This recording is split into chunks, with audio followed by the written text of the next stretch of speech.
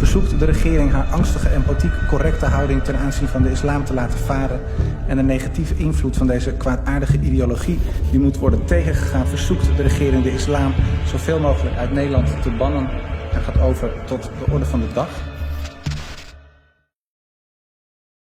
My name is Joram van Klaveren and I'm a former member of the Dutch Parliament who represented the Party for Freedom, the anti-Islamic nationalist party of Geert Wilders. For years, I gave everything I had to fight against Islam. I tried to make legislation to shut down all Islamic schools in the Netherlands. I attempted to close all mosques, ban the Quran and ban Islam altogether from the Netherlands. As a Dutch politician, I opposed Islam in every way possible. Then, in 2017, I left Parliament and finally had the time to fulfill a long-held desire to write an anti-Islam book. My book would settle the dispute about Islam with a clear conclusion. Islam is a danger to Europe, to America, to the West and actually to the whole wide world. Before writing my book, my view about Islam was influenced by the conservative Protestant environment of my upbringing, in which other religions, and certainly Islam, was definitely seen as wayward and wrong. I was also influenced by the cultural aversion towards Islam that many Europeans have, which was a result of their historic clashes with the Islamic world.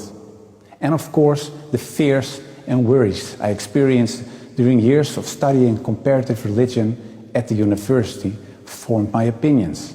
Remarkably, my studies at the university actually began on September 11, 2001. Many horrors would sadly follow, inside and outside of Europe. From the murder of columnist Theo van Gogh to kidnappings, anti-Semitic terror and beheadings, to haphazard stabs, truck attacks and suicide attacks, to the proclamation of the Caliphate by ISIS. There were even Muslims from the Netherlands who traveled as jihadists to Syria. These events confirmed and deepened my negative feelings about Islam and motivated me to join Wilders' party. I believed that Islam should be fought wherever possible. But as I began writing my book, I came across information that was at odds with the ideas I had. I learned that many of my ideas about Islam, stated by Orientalists, far-right Westerners, and even Islamic extremists, had little or no basis in historical Islam. My research often presented me with context and interpretations that were very different from those I had propagated for years in politics. A more nuanced image of Islam slowly developed in my mind. Seeking more information, I wrote to various academic authorities on Islam, including Professor Abdul Hakim Murad of Cambridge University. He pointed out various scholars, books and facts and advised me to read again and more deeply this time. One by one, my objections to Islam vanished. Islam was no longer a religion that promoted violence, hatred and anti-Semitism, or a religion that categorized women and non-believers as inferior humans and stridently opposed democracy. Slowly, my perspective of Islam was changing.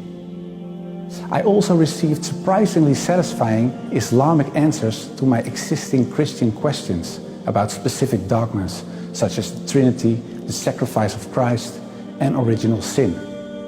All that I was learning about Islam influenced my work on the book in such a way that it began to take on the character of a personal search for God. During this search, the person of Prophet Muhammad raised the most questions with me. Who was this man? A deceiver, an antichrist, or was he truly, as Muslims believe, the last prophet of God? I started to read again about his life, but now without the previous biases I had.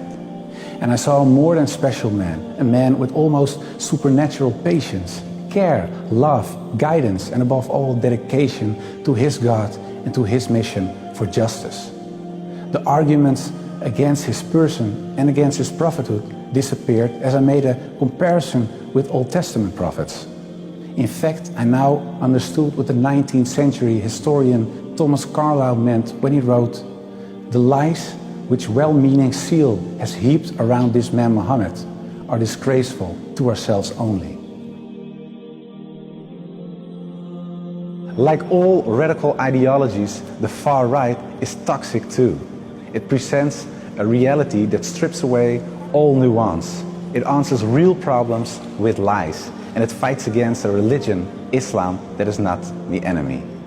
The real enemies are a deficit of empathy and ignorance, like the great philosopher Socrates already said. So let us read, study and learn. Extremism is not the answer. Islam, that is not the enemy. Islam, that is not the enemy.